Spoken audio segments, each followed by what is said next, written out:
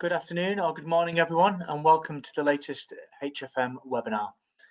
Today, we're going to talk about the evolution of hedge funds and hedge fund technology, looking at trends that have been developing over the past 12 months and ones that will certainly be accelerated in our current environment right now.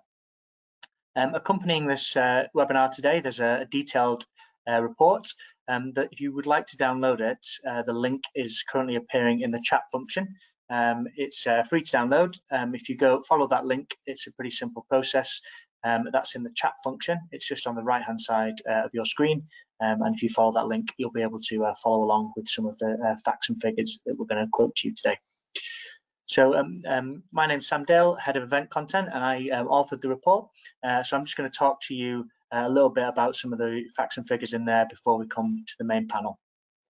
It's worth saying as well at the start that we have a function called slido.com where you can ask questions.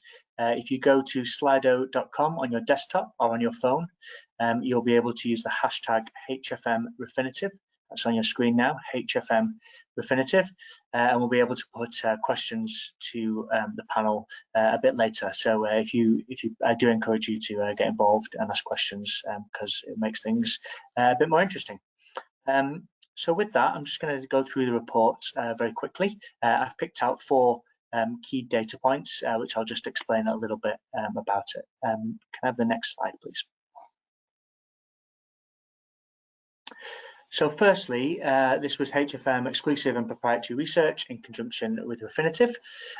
We surveyed 100 European hedge fund COOs between the 21st of February and the 31st of March. The report contains 11 data exhibits flowing from that research. We also gathered information on hedge fund views on performance and their priorities for the year ahead, as well as their cost burdens from data management to regulation, and also their views on Brexit and regulatory changes, which are coming up later this year. We may have forgotten about them, but they are all still there. So this slide, we're just going to talk about innovation focused on data and automation. So in our survey, nearly 1/3, that's 29%, said data management was most ripe for technological change this year. So I think we've obviously seen some of the things that were drawn out from this survey were mapping, cleaning data, data platforms being built internally, and outsourcing a lot of data management as well. So that was a big theme, and most people thought that data management was the top thing right for technological change this year. It was very closely followed by automation of workflows. So 28% thought that automation of workflows would be the biggest tech advance this year. That comes from obviously some of the cost pressures that people raised with us, and also some of the advances in technology allowing different trade processing things to be automated, as well as some different tools being used by providers. So that's kind of driving some of the automation changes. The general feeling is that although this survey was began just before the COVID-19 outbreak and impact, some of these changes will definitely be accelerated by the current environment we're all in. Could I have the next slide, please? So one big theme that came through quite strongly was that firms favour end-to-end service providers and off-the-shelf solutions. So simplicity was a big theme when talking about the providers they use. A total of 72% of hedge funds favoured end-to-end solutions, and a further 2/3 wanted off-the-shelf products rather than ones that were self-built. So I think, for your classic hedge fund where with a simple strategy, there does seem to be a desire for that kind of simplicity and end-to-end service. Another key focus was scalability. 21% of managers said scalability was the most important factor when choosing providers, which was pretty high. And obviously in an environment where we are seeing assets go down significantly and up significantly in some cases due to fluctuating performance, then that could be an important factor when choosing a provider going forward as well. Could we have the next slide, please? So alternative data has generated a lot of headlines But from our survey, it's pretty clear that traditional data remains the most important choice for managers. 25% said enhanced company data was the most valuable, compared to 22% saying that alternative data was the most valuable. We'll try and define alternative data with the panel when they come online in a moment. But I think obviously the current situation may change this. The environment we're in lends itself quite clearly to alternative data, so this could be the moment for alternative data sets to rise. Could I go to the next slide, please? And finally, we polled concerns about Brexit and what the key concerns were with that. 55%, very clear majority, said that the main concern was marketing and getting investors on board post-Brexit. Nearly 1 in 5 managers also said they had concerns about profitability relating to Brexit, either with investor relations or with operational issues. So obviously Brexit is we're in a transitional period now in the UK. That period is due to end on the 31st of December this year. The government this morning even confirmed that's still the case, so these concerns are still very live. And with that, I would just remind you that you can download the report. It's on the full report with all the information. I do encourage you to read it. It's been surveyed by 100 European managers, so it's been thoroughly done. A lot of interesting tidbits in there which I haven't mentioned here. So please do download that. With that, I'd just like to invite Ian and Phil to join the panel.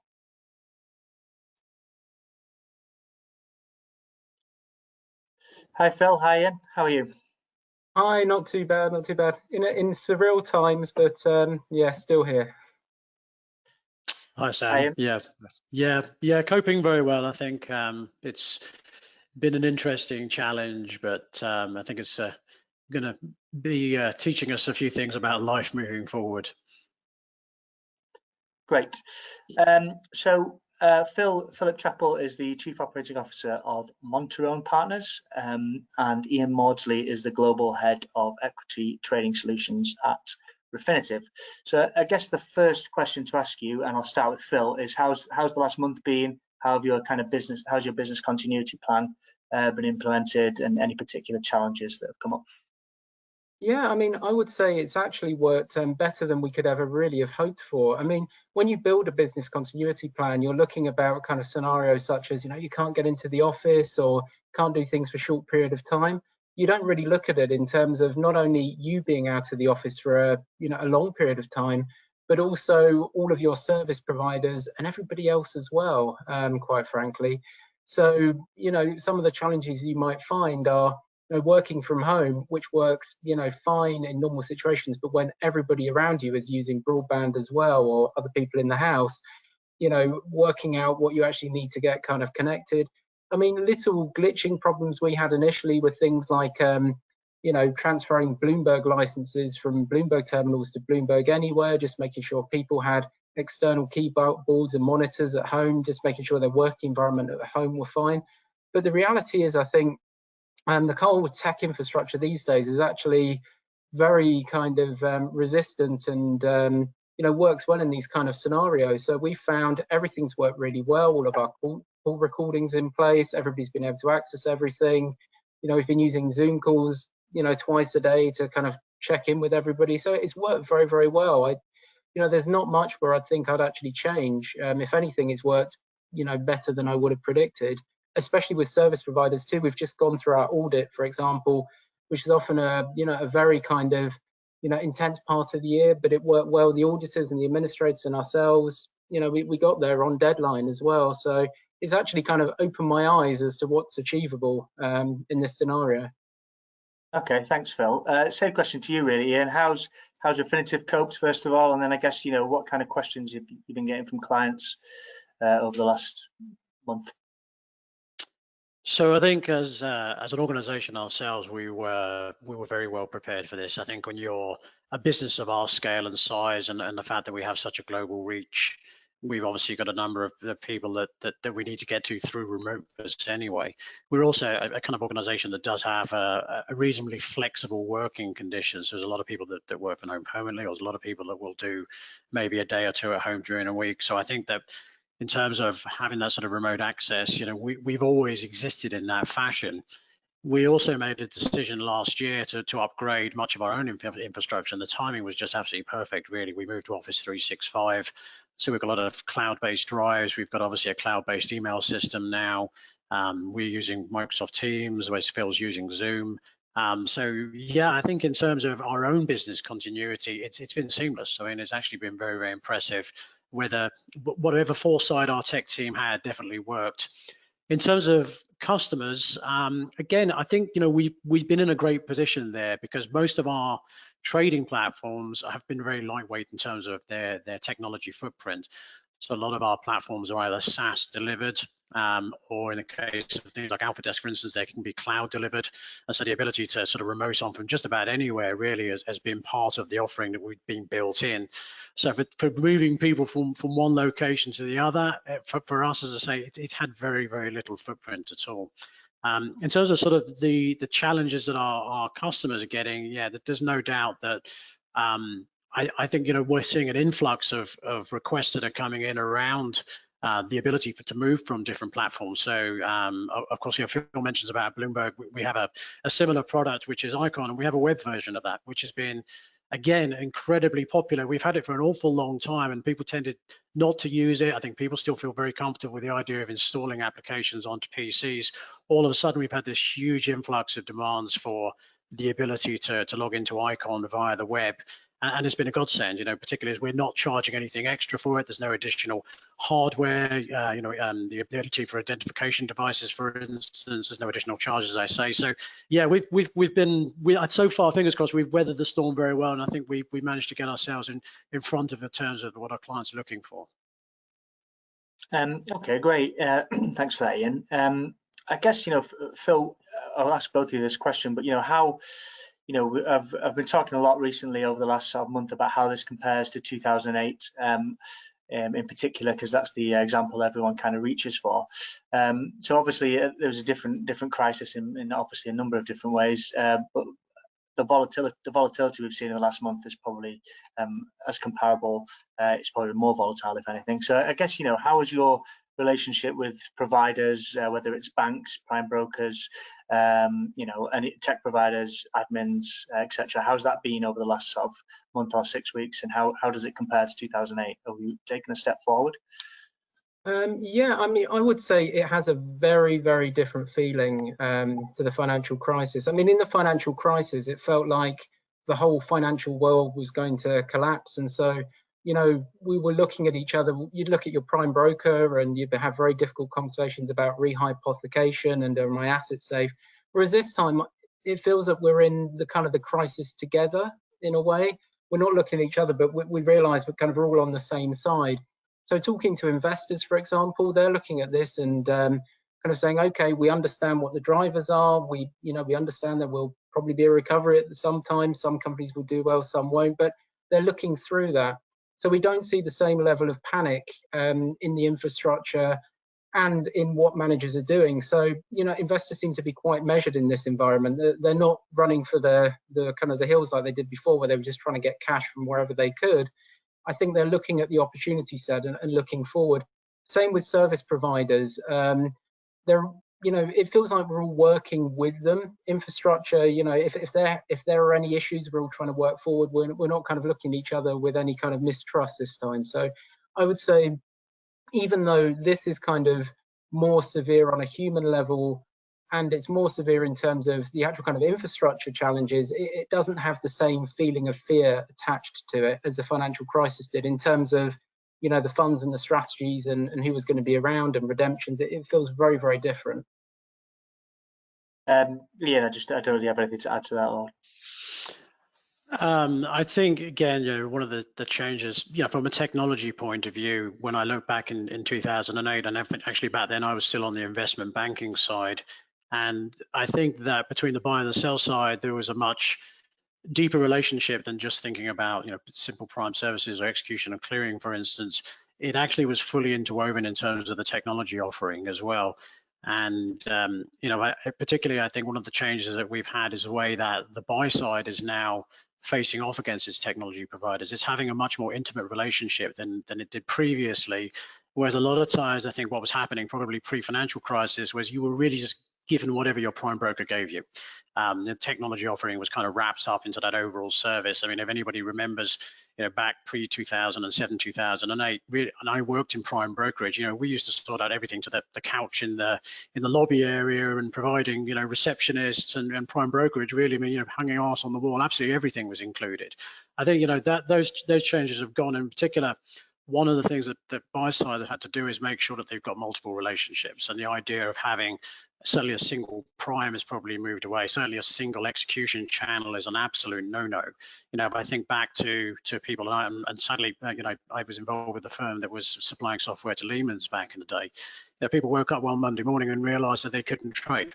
Simple as that. Whether it's they just couldn't get the electronic system to fire up, whether they had no account, whether their money was all locked up, those sort of things. People learn from that lesson. And this time around, most people with their EMSs, their OMSs, they're making sure they've got a minimum of 2 in terms of getting execution channels. And as I say, even looking now at multiple clearing accounts, spreading your money across. So the technology has had to adapt there as well. And as I say, we now have a much closer relationship with the buy side. It's no longer just as a third-party provider through a prime brokerage firm.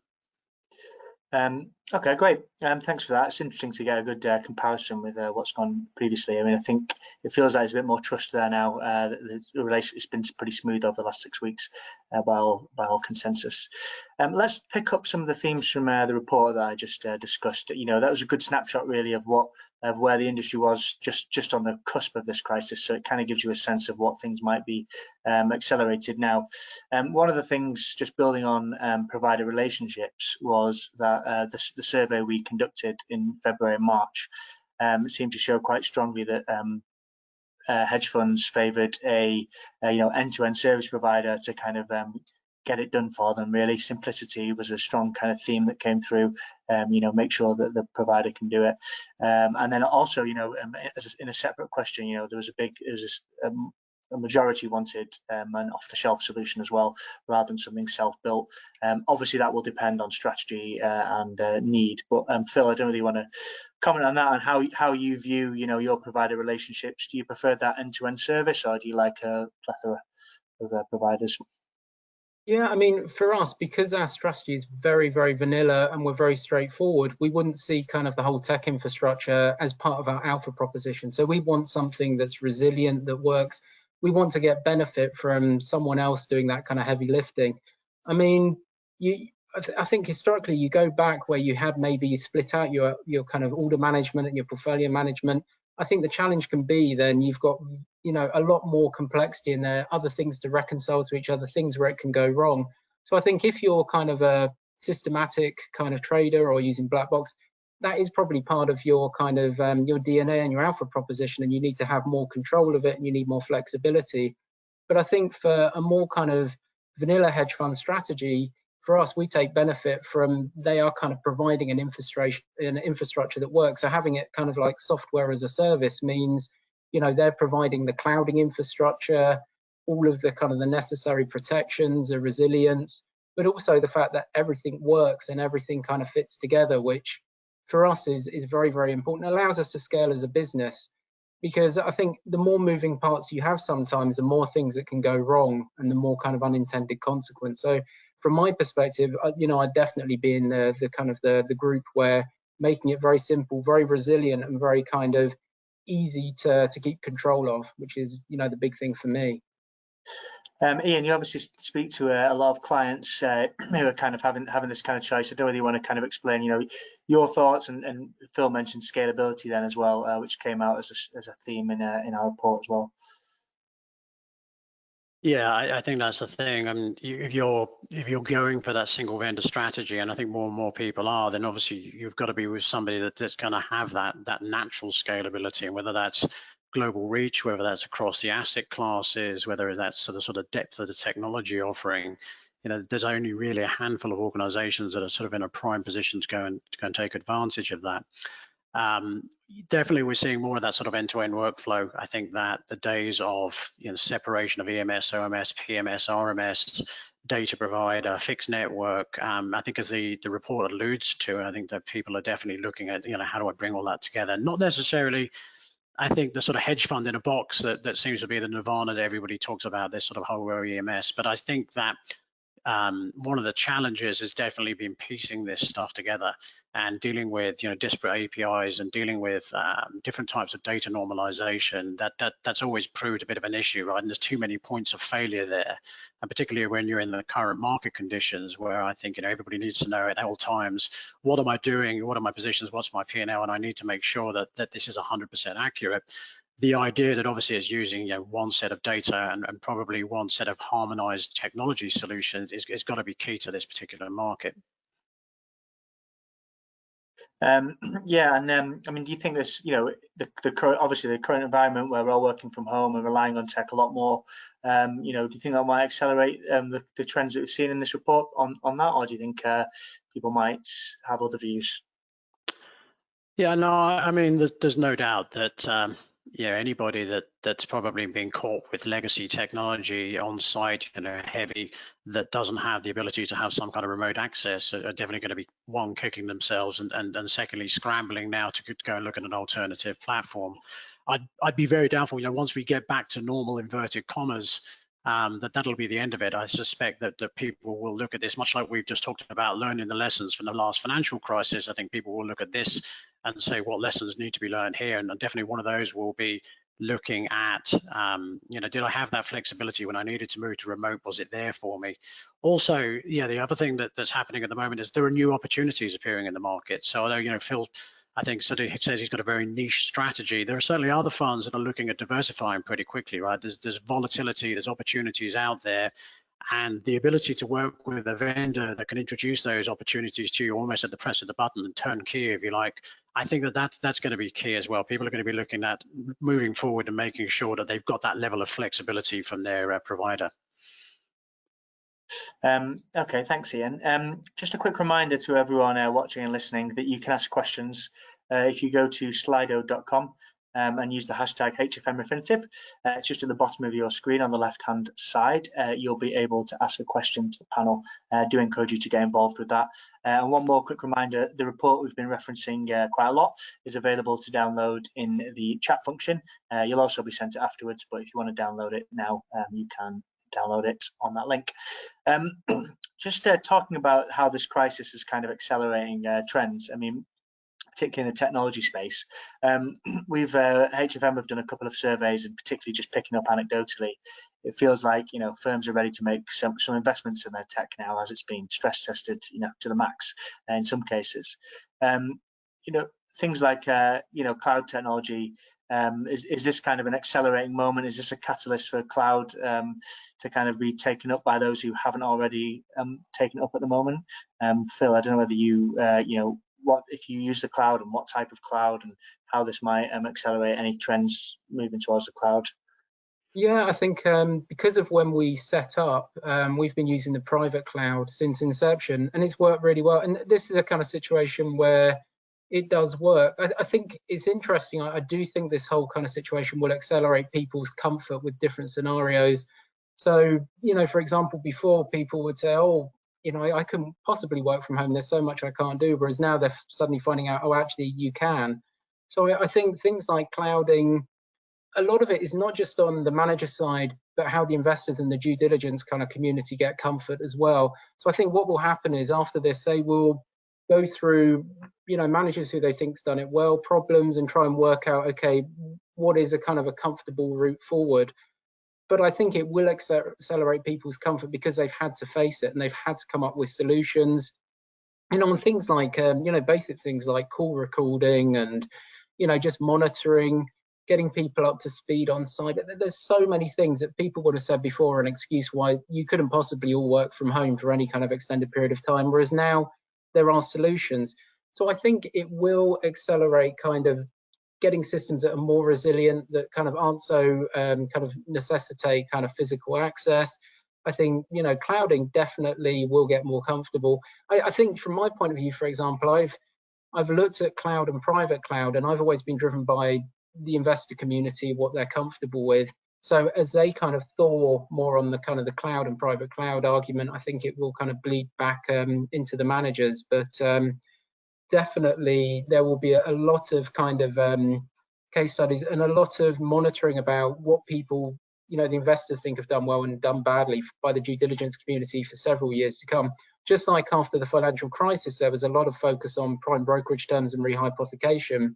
I think, business continuity and cyber is going to be probably a huge focus for quite a period of time. Yeah, I guess those questions are either coming or about to come. There'll be some new questionnaires being written right now, I'm sure. I guess the same question to you, really, Ian. Is this a moment for cloud to accelerate its kind of its move into the hedge fund sector? And also, what I guess anything else that you think might be accelerated by this on the technology side?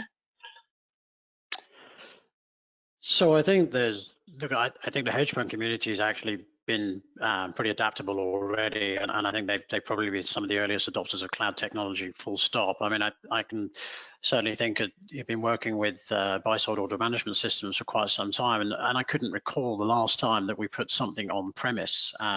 Interestingly enough, I was having this discussion with a friend the other day, and we said the last time that we did put something on premise, the system actually ended up getting hacked. Not our system in particular, the database that was sitting alongside it. And we were trying to persuade the fund at the time, look at a hosted solution, look at a cloud solution. And we were trying to overcome their sort of fears around security. And actually, their investors had pushed them to go on premise. And as I say, in the end, they ended up getting hacked and the fund was shut down for the best part of a week. So somewhat ironic, I suppose. But generally, I definitely can't think that was probably a good 6 years ago, the last time we put something on premise. So the idea of having hosted technology with hedge funds has been there for some time. And I think now there's a very large percentage, and I can't think, I saw a report recently, I think from HFM, that they was talking about cloud adoption, and it was a lot higher than actually I imagined it was. Now, whether it means right across the trading life cycle or whether it's specifics that people are comfortable with putting certain bits of data in the cloud and not others, I don't know.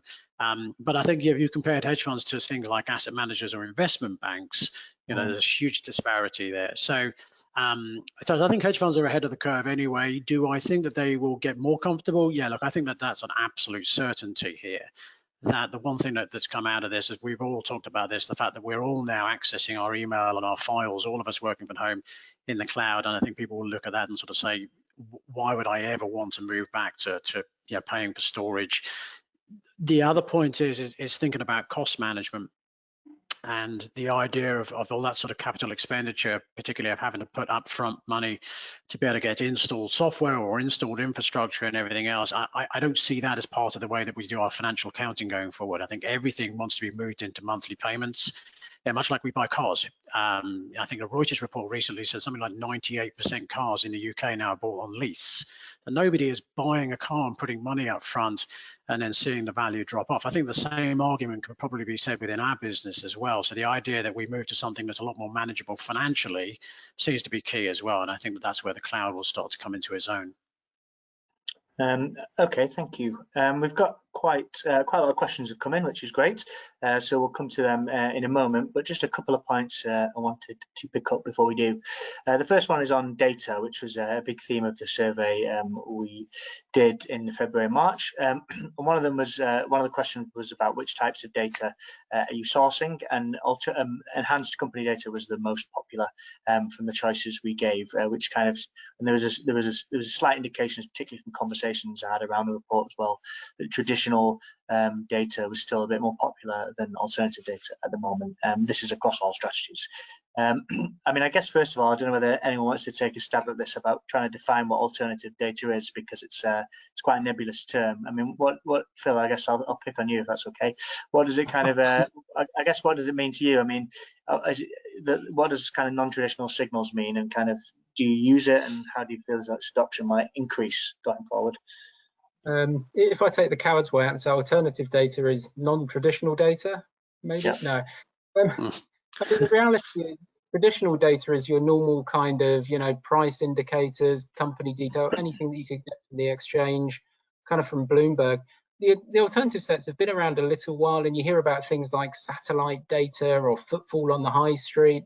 or telephone number. And the reality is, I think it is applicable to certain strategies more than others. I think the challenge around it is you can buy these data sets, but then you have to, get comfortable with the regulatory aspects, the GDPR aspects. You need to actually find out a way of consuming the data and using it.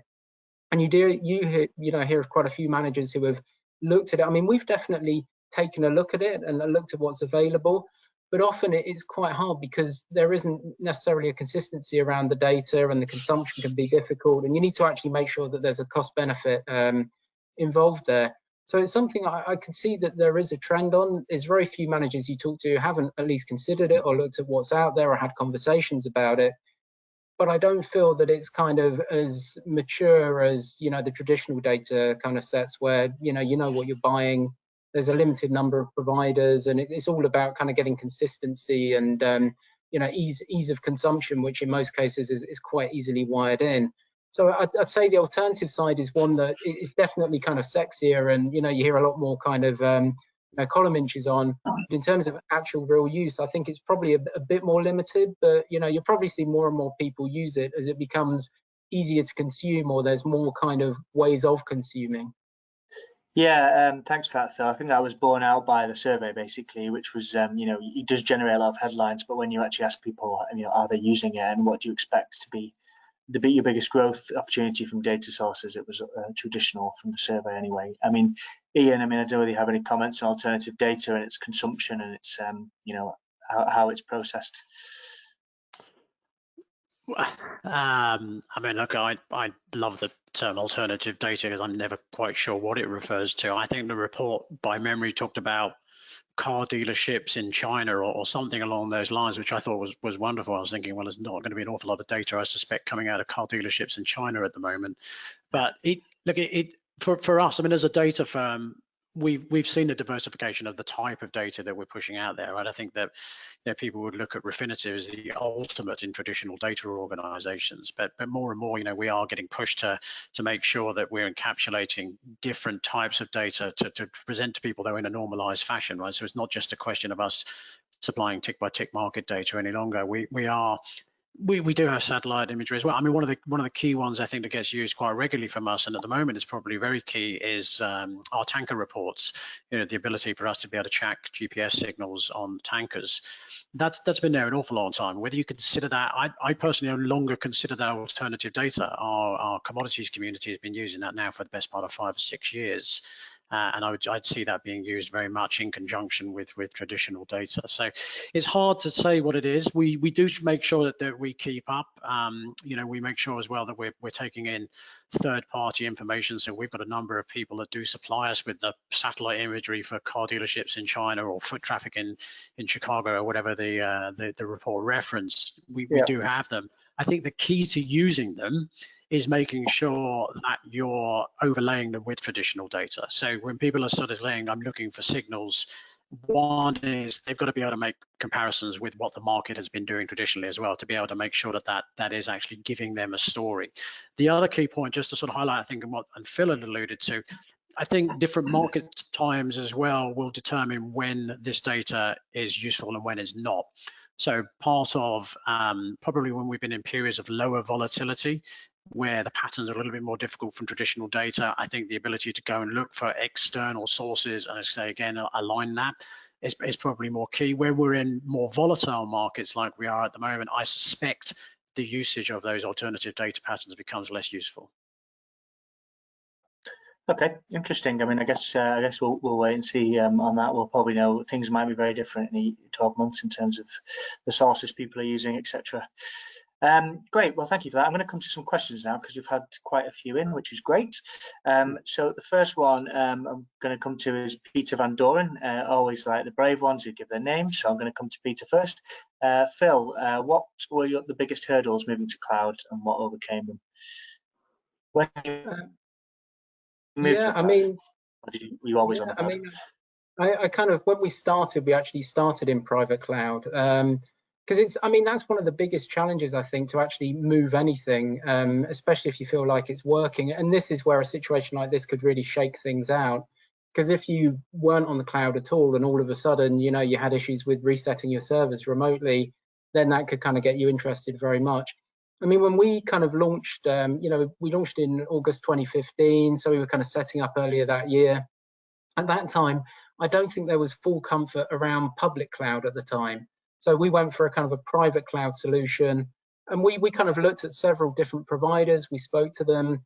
We spoke to our potential investor base as well. We spoke to the prime brokers. We got a real view. And, the important thing for us was about resilience, was about, making sure our data was safe, that we could access it, all the different scenarios, encryption, and we kind of got comfort on that. If I was, launching now, you might look at private cloud and you might look at public cloud as well, because again, there's more kind of comfort around that now. And, some funds split out some data that put in public cloud, some in private cloud. So a lot of it, I think, depends when you start up as to what you go for initially. Then really it's waiting for a driver to look at something else, which this could be for people who, are not in a clouding situation at all.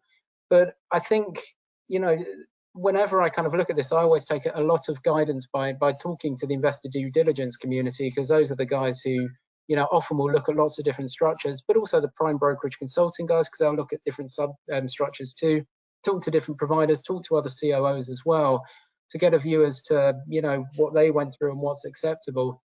But I think you do have to look around and identify this, because the worst thing you could do is just go for a solution and then realize that you don't have the appropriate kind of cyber protection in there, or your data's not safe, or you find out that the provider you've gone to doesn't actually provide 24/7 coverage, and you have a problem at the weekend. So it's a process of just kind of really taking it back to basics, working out what you need, and talking around just to find out what solutions kind of seem to work for the market in general, because you'll find that most firms will go through the same process. Okay, thank you, Phil. We have a question along similar lines, so I'll ask it to Ian because it's aimed at Refinitiv. Do you think with the increasing use of public cloud, consumption patterns for data will change, and how are you addressing those changes? Well, we'd already begun to move to the cloud. I mean, as I said earlier on, I think people think of us as a very traditional data organization, and obviously the old Reuters infrastructure is a lot of it's still out there. Our TRIP product, which is a big heavy delivery on-site solution, there's an awful lot of, particularly investment banks, probably less so on the buy side, unless you're a very, very large asset manager. I think we realized some time ago that market wasn't going to exist for us at some stage in the future, again, because in other walks of life, people have started to get very comfortable with the idea of using public cloud in particular. I think we realized that we needed to be able to migrate to that. So we started that project probably about 4 years ago. And I think even now we've already delivered our full tick by tick in the cloud, so it can be completely consumed, our entire global universe of products. One of the key interesting points that's come out of the sort of COVID-19 situation that I don't think we foresaw, but it's a huge benefit for us, is actually onboarding clients. And if you think about people that wanted to take data, anything that was in our sales pipeline previously would have been very difficult. We can't go out on site and start installing infrastructure. We can't start going configuring software, et cetera, et cetera. But one of the interesting points is anybody that's coming to us now and looking to consume data from the cloud, they can be turned on pretty much instantly. And it can be done remotely as well, right? It doesn't need somebody to be in a building anywhere in particular. We can do it from the comfort of our own home, certainly the comfort from a remote office. So that's been one of the most interesting and unforeseen benefits, if you like, of the fact that we did have the foresight to be able to say, how can we get as much of our data into the cloud? And I think I'd like to say we're pretty much ahead of most of our competitors there. I don't think that most of the people that we naturally peering with in this space are probably as quite a comprehensive in terms of offering in the cloud. And as I say, I've definitely not got this ability to be as turnkey as we are in terms of onboarding new customers. Okay, thanks, Ian. Hopefully that answers that question. We have a slight challenge here to some of the things we were saying earlier. So I mean, I guess I'll put this to both of you because you both agreed on this. On a single vendor strategy, can you really expect a single provider to give you operational excellence across such varied functions and processes? So maybe I'll start with Ian on that. Bit of a challenge for you there. Well, naturally, I'm going to answer yes. It would be a little bit amiss of me to say otherwise. Look, I understand. I think where people, particularly when you think about this sort of EMS, OMS, PMS, and I've sort of lived with this for quite a few years, and I understood for a long time. People very much had this odd idea that there was a level of specialization within each of those functions. Those lines have been blurring for quite some time, to be brutally honest, right? And yeah, certainly the OMS and the PMS function, I think, merged an awful long time ago. I think it'd be pretty rare for people to be using separate platforms in that space. The EMS part, I think, has probably taken a little bit longer, if you like, to work its way into that product. Particularly because it brings some other challenges around data management, things like level 2 access and things like multiple venue access as well. So I think that puts some constraints on some order management systems, which they struggle to cope with. But I'd say out of the top providers now, I'd be very surprised if they're not operating in all three of those spaces. And certainly we are. We identified this quite some time ago and realized that we were operating on the periphery without really owning the core of the system. When we acquired Alphadesk at the beginning of 2019, yeah, that was very much key to making this whole strategy work and looking and saying, we've got all of the key components. And I think our customers did want the idea of, first and foremost, a single contract. Secondly, a single invoice. It's a lot easier to go and manage. And then thirdly, one place to go to for support and maintenance, right? So the idea that if something goes wrong in that workflow chain, I've got one place to go to rather than thinking, okay, which one's gone wrong? Which number do I call? Which help desk do I have to contact? So I think in terms of sort of providing that level of simplicity by having this one-stop solution, that seems to be what the buy side is coming to us for now. Okay, thanks. I'll move on from that because we've got quite a few questions I just want to get through. We've got a question here asking Phil, when will this be over? So I won't ask you that. That seems like a pretty tough one. But it does say, it does ask you when things will be when things go back to some semblance of normality. What's going to be your technology spend strategy? I mean, I don't know whether you've made an assessment now about whether you're going to spend more on technology or just maintain the same. Presumably not less, but maybe. Yeah, I mean, I think it all depends. I mean, at the moment, it's difficult to know when the end is. So you can't say, oh, it's all over in 3 weeks or it's over in 3 months or 6 months. So very, very difficult to tell. I would say, it depends how the new normal looks and whether we need to automate further. I mean, I think a lot of how this kind of will turn out is how much kind of physical interaction with your team you get at some point soon. So at the moment, it's kind of very split between people working from different bases. So if that happens for a longer time, you might look at more automation and making things simpler. Whereas, if the new is actually very similar to the old new, then it won't be too much change. I mean, I think it's very hard when you're looking at technology spend to say that you're going to spend less, because you're always looking at improving and you're looking at kind of adding new. There's always going to be some new regulatory requirement or a reporting thing or new data. So you always look at kind of making things more efficient, but then you might end up spending less on other kind of areas where they do become more efficient. So I'd say at this point in the process, we need to be kind of closer toward the end of this before making any kind of determination of how it will look going forward. But I would doubt it would be exactly the same. I think there will be some changes. I mean, if not for us, I think for a lot of funds, we'll be looking at things and, whether they're driven because they've got a different AUM or, launching different strategies or just trying to, bed things down and make them work more efficiently and, cleaner. I think there will be a lot of chop and change when we get towards the end of that. I think it would be hard for people to look at that until we understand how the new normal kind of looks and when it's going to come into play. I was going to say, I mean, just to add in, and I just want to pick up on a point that Phil made because I think it is an interesting one. Whilst we're talking about the new norm, the new norm will definitely not be the same as the old norm, and one of the challenges there will be around AUM. There's no doubt, right, that there's winners and losers here, and there's going to be a number of people that are going to have their assets impacted. And that will mean the one thing that will change is not necessarily will people spend on technology, is how much money will they have to spend on technology. One of the key points might be, particularly if you're looking at an existing provider, a lot of vendors, and certainly we do in-house, is make sure that, particularly with the smaller managers, we're aligned to their AUM, so their budgets are put into those brackets, if you like. So should their AUM drop off, thankfully their spend with us will be aligned as such. So we can make sure that we can keep their heart beating, we can keep them alive, whilst they sort of revalue their strategy, whilst they try and get back into fundraising again. We can keep the lights switched on, and as they grow again, obviously, we then benefit from that as well, right? So what we don't want to happen is for people to suddenly be constrained in terms of budgets and just to say, tough, I'm sorry, if you're not meeting the monthly payment that's on a contract, we're going to switch you off. We definitely do not want to take that. We want to make sure, as I say, that we're helping people out in times where we know it's going to be tough, and we hope to then reap the benefits as they do once everything comes back online again. Okay, thank you. I thought this was an interesting question. Actually, we've had business continuity plans. Have we got business reopening plans, or is it not necessary?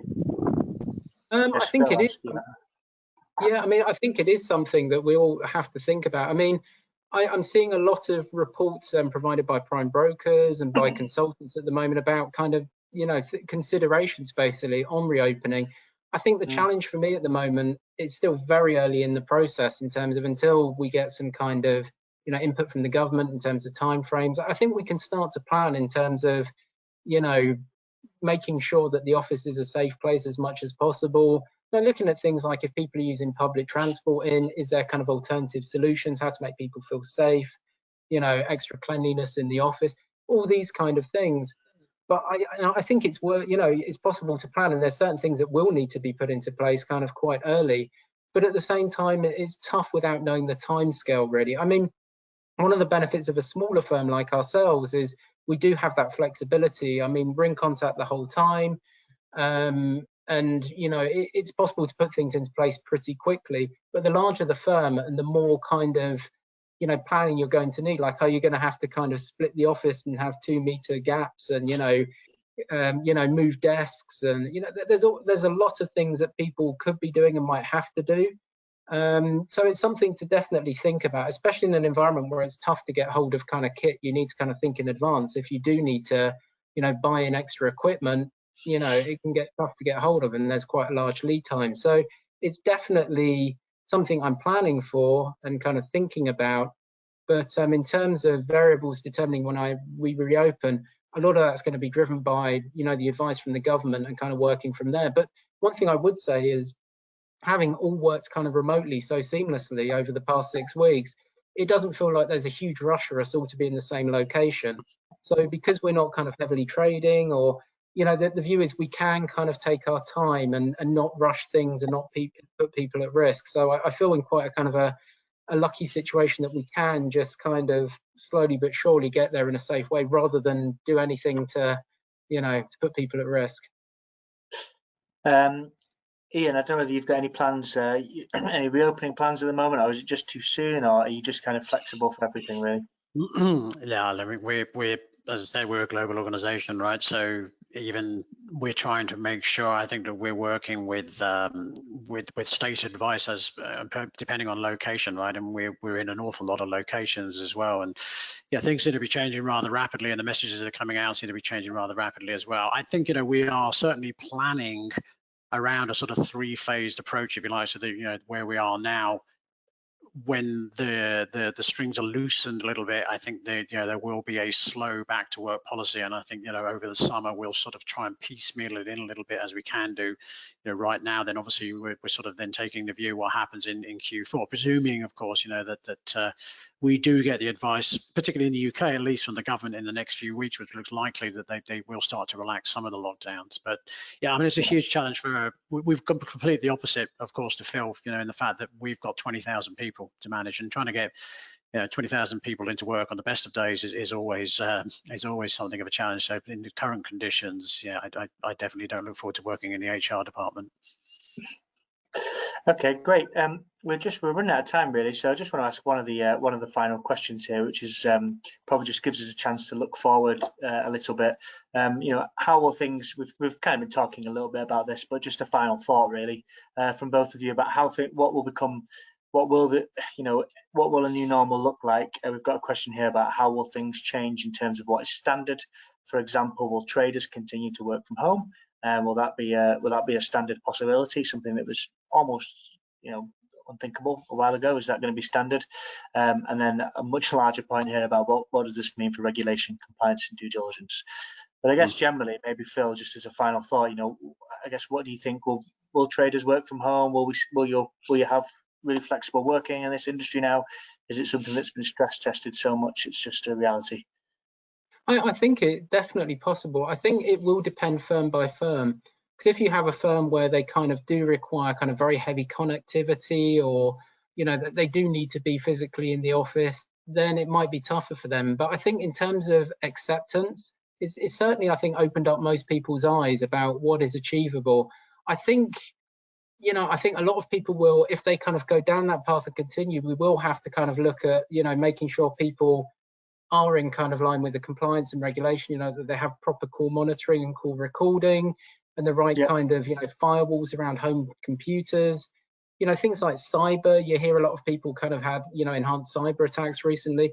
So I think there are kind of lessons to learn, and probably things that need to be put into place, but it does feel like it's been a step change. I mean, you wonder in terms of whether people need so much office space in kind of the new norm, in terms of if people can work from home. So I think it will kind of, the longer it goes on in this stage, the more comfortable people will be going forwards. I think in terms of due diligence, they will be kind of, investors will be looking through this and as I was saying earlier, working out what people have done well, what the risks are, and kind of getting people up the scale. Compliance, I think, probably the same. I think the FCA are normally quite pragmatic, and they're working from home too in a lot of cases. So I think, they will kind of set their own standards. But I do think this will mark a bit of a step change going forward. I think the longer it goes on, especially, the more comfortable everybody will get with this, and within reason in terms of, their strategy, connectivity, having the right tools. I mean, the one thing I think you do miss in this situation is the kind of the face-to-face interaction, which, in an ideal world, I think that is important. But I think, a middle ground of having people maybe working from home more, might be the new norm. Okay, thanks for that. I mean, same to you, Ian. Would you be nervous if you were a Mayfair landlord right now?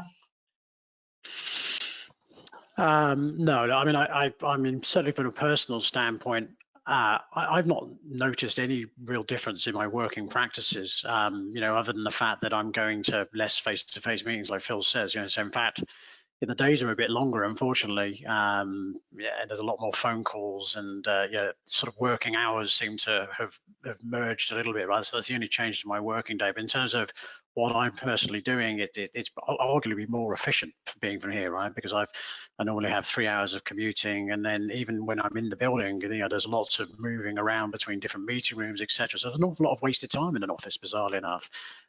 When I think about the sort of challenges for the markets, I mean, actually, I'm looking at the question thinking I'm in a very interesting position, because on one side of me where I live, I've got a very active trader who works for one of the large fund managers, and on my other side, I've got somebody working for the FCA. So I've literally sat in the middle of that dilemma, and they, we kind of talk over the garden fence, and I know that they're both surviving. We've got some very active traders on the system as well. I mean, that's been the interesting thing.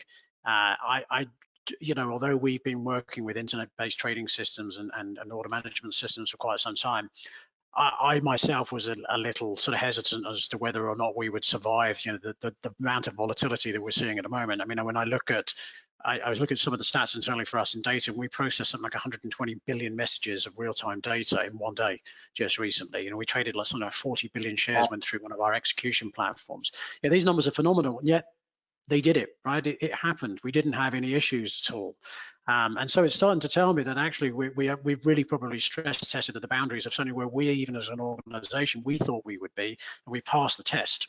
So I think that the people that are using those platforms are probably starting to get that comfort level and thinking, okay, actually, maybe I could do this. Maybe I could be a little bit home a little bit more. One of the, going back to the new norm, I think one of the things that any of us have got families are noticing, you know, that sort of work-life balance has definitely improved, right? We're all spending a bit more time with our families, spending more time with our kids because we're not sat on trains for 3 hours a day. And I'd suspect that an awful lot of people will now look and say, could I build at least one day into my working week where I trade from home? Now I know that the system will stand up, and as long as I've got the right sort of Wi-Fi, then it's going to be okay. So yeah, I think it will change. The last thing I think that's very important is probably thinking about what type of real-time risk controls have you got in place? You know, what type of real-time compliance rules have you got in place? What type of real-time reporting to make sure that at any given moment somebody could take a snapshot in your business and understand, you know, where you are? That's absolutely imperative. And you know, whether all funds are in a position to say that they actually have that today, I don't know.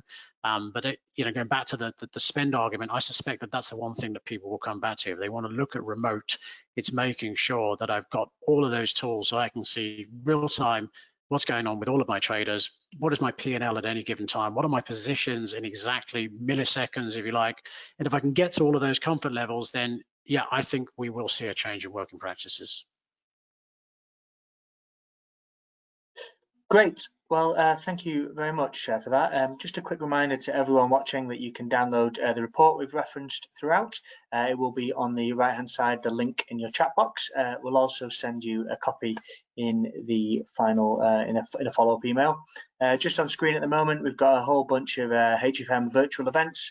We're all virtual now for the next couple of months, so please do join us for as many of that, or as many of those as you can. We'll have we'll have some surprises. They'll be all kind of different and interesting. We've got some creative ideas about how to make them engaging. But with that, I just want to thank Phil. I want to thank Ian, and thank you all for watching and listening. Thanks a lot. Thank you, everybody. Thank you. Cheers.